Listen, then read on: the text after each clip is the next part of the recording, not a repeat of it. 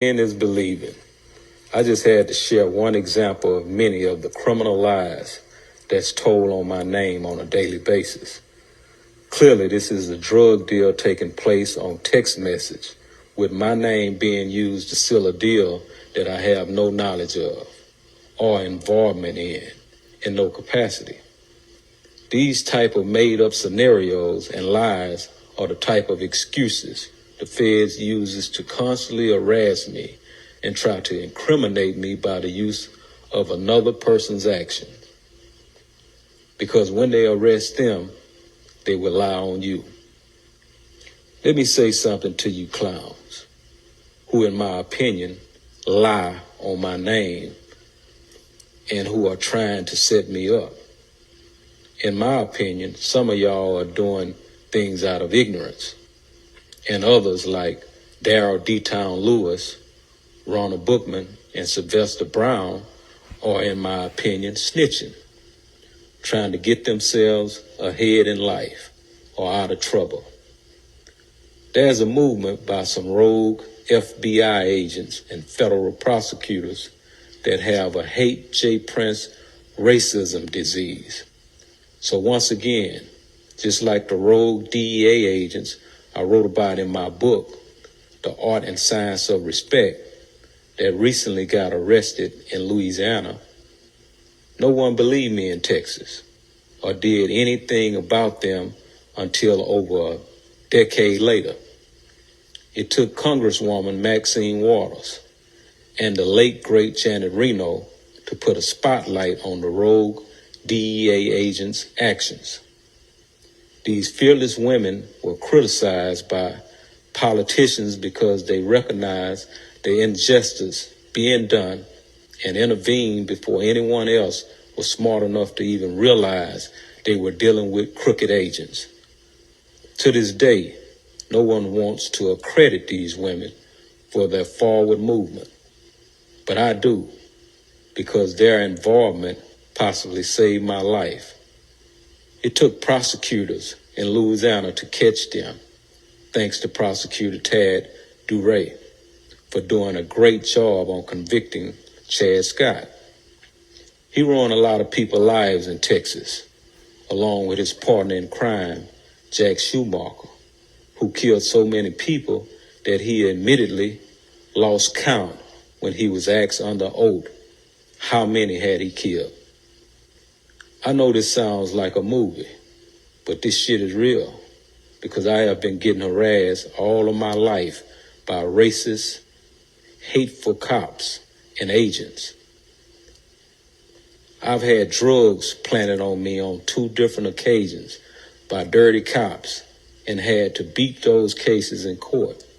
I've had crooked hitmen, DEA agents, I believe were assigned to me to take my freedom and my life. I've been extensively audited and harassed by the IRS on several occasions with no penalties. And now it's the FBI falling in line with those dirty criminal tactics. So to all who have ears, hear this. I don't knock no man's hustle, but don't put my name in none of that law-breaking shit. I have enough problems on my own. If you look past the color of my skin, I'm what you call a law-abiding citizen. Yet, I pay millions in taxes for them to treat me like shit. Stay tuned. My goal is to teach and show the present and the future generations how the alphabets may change. DEA, FBI, HPD, IRS, but their goals and tricks stay the same, to ultimately destroy us. It's me today and you tomorrow. To be continued.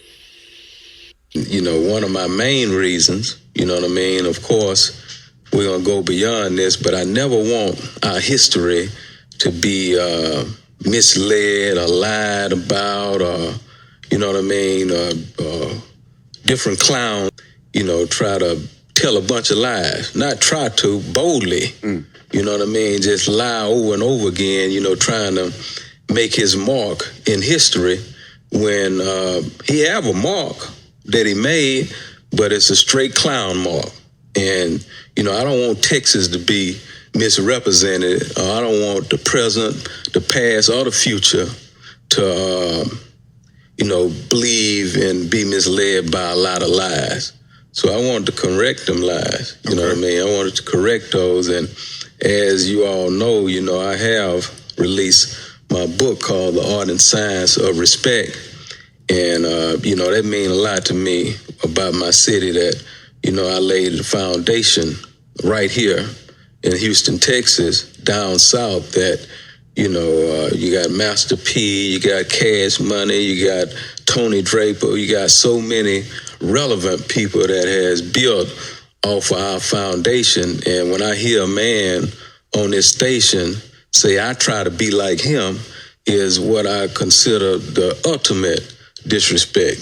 Mm-hmm. You know what I mean? Because he had nothing, never in life that, you know, I wanted to imitate. You know what I mean? Because he was a clown, Bozo, the clown at the fullest. You know what I mean? And, you know, I'm a man of respect. You know what I mean? Telling all these big, bold lies, you know what I mean, about my name and the city.